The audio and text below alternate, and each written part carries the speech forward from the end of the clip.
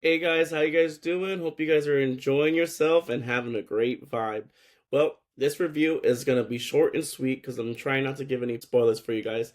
This review is for the new Captain America Brave New World. And believe it or not, you know, it's very interesting what Marvel's trying to do and how they're trying to recapture themselves and trying to make sure that they continuously give the fans what they want. And the reason why I really wanted to talk about this review, and by the way, there is no spoilers. I'm not going to tell you spoilers besides the trailer has been released about the film and you already know about the characters that are being played.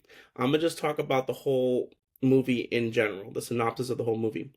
The Brave New World is a new concept that came out in a perfect time where the direction of the country is going. And without giving any spoilers, Anthony Mackie did a fantastic job. From beginning to end, it was wow.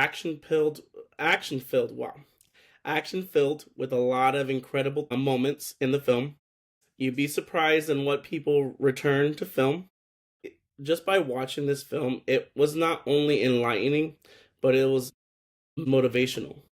Because the fact of the matter is that when you guys watch this movie, it tears down a lot of the misconceptions of how things are run. And if you guys don't know where this falls under the timeline, remember, after the whole big shabam of the Avengers, Endgame, and all that stuff, remember that technically speaking, the Avengers no longer exist because of the Accords that were already instilled by all the countries in the world. So this is taking place like the aftermath of what happened, and they mention a few things in the film regarding the Accords and everything like that, and of course a couple of new characters. I am so sad that John Hurt he passed away a few years ago, and he wasn't able to. He built this character from the original movie from the Incredible Hulk, the 90s version. And he's been basically the pillar of the character that is taking place, who becomes president. And it's interesting how they weave a lot of things in there. I'm going to just tell you this right now. Please stay to the very end after the ending credits. There is something at the end that alludes to what Marvel is going to try to. Right now, Marvel has been pushing their films back and back because of COVID mandates when the movies were originally when they were first originally recorded. So Brave New World was supposed to come out like I think a year or two ago, but they pushed it back and then they cut their line because they wanted to. Because originally they were supposed to do Eternals 2. They castrated it out, and I wonder the reason why I feel like they castrated it out was the fact that they were actually trying to set up a big movie plotline. They've been revealing a lot of things over the last 2 years. Fantastic Four is coming out this year, and Fantastic Four, just by the trailer, it basically is when they're at the height of their peak of their fame. They do go back in storyline. I think I haven't seen the movie yet because the movie hasn't come out yet. But based off the trailer and what I saw in the trailer before I watched this movie, was that they're already superheroes. They're well known. They're like celebrities in a sense. So like they didn't. It wasn't like the original Fantastic Four that I grew up with, in the 20s. Um, and so like it takes place after they mastered a claim and their name is shining spot. But it's interesting because they're trying to focus on launching different things, because the thing is that now that the Marvel cinematic universe has now gained the rights to Spider-Man and Venom and all the other characters, because Sony sold the rights, so now they can actually focus on creating the mutant universe, because that's what I've been wondering. How are they going to weave the mutants into this society? And remember, this is a multiverse, so all the movies that's ever been created from the 60s to the 90s to the early 2000s, all the movies that were created are all connected in the universe. They're all connected. And Incredible Hulk movies coming out, and it's crazy because the person that takes over the mantle for John Hurt is the one and only Harrison Ford. And even though Harrison Ford isn't as old as he doesn't look old, but he is older.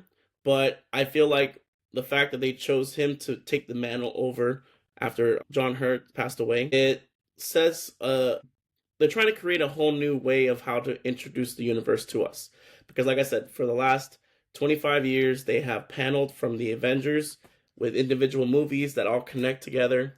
And then they also created TV shows and stuff like that. So, by the way, if you guys don't realize it, if you haven't seen Falcon and Winter Soldier, I recommend you seeing it because it does relate to how everything turns into this movie. Because remember, once the superheroes are all gone, the big heroes, not like the ones that have abilities that are very strong, like Thor and Captain America and a few other selected people, like that's the thing that I feel like we're rushing into, because now that we've, Marvel's trying to make sure they keep the continuity with the characters, but that's why these other individual films are coming out, Thunderbolts, Secret Wars, and Doomsdays, because they want to wrap everything up and make sure, not wrap it like complete it, no. They want to they want to make sure that they're the next phase into this new Marvel Cinematic Universe, it comes out correct. Because a lot of the films that came out, like Eternals, their TV shows did way better than their movies. And that's why they realized. They're just trying to figure out, Kevin Feige is trying to figure out everything. And I recommend you guys seeing this movie. It was mind-blowing and it kept me on my seat. I enjoyed the movie from the beginning to end. The fact that he actually finally get his debut movie, he did a great job with it. And it already made about $100 million opening day. The budget for this film was about $8 million. So I do feel like it's going to get up a little bit. I'm not saying that it surpasses the other movies that came presented it before this, but it does a better storyline and connectability compared to Black Widow did. And that's all I'm going to say, because Black Widow did not do as well, at least in my eyes. But everyone's different. The simple fact is that it also illuminates to Thunderbolts and Fantastic Four. In my mind, it has, but that's up to you guys as the viewers to watch it. Thank you guys for staying tuned to watching my review for this video. It will be trying to keep up with everything with you guys. Thank you guys. Be safe and enjoy the movie. And if you guys watch the movie, let me know your comments below how you felt about the movie did. Thank you guys.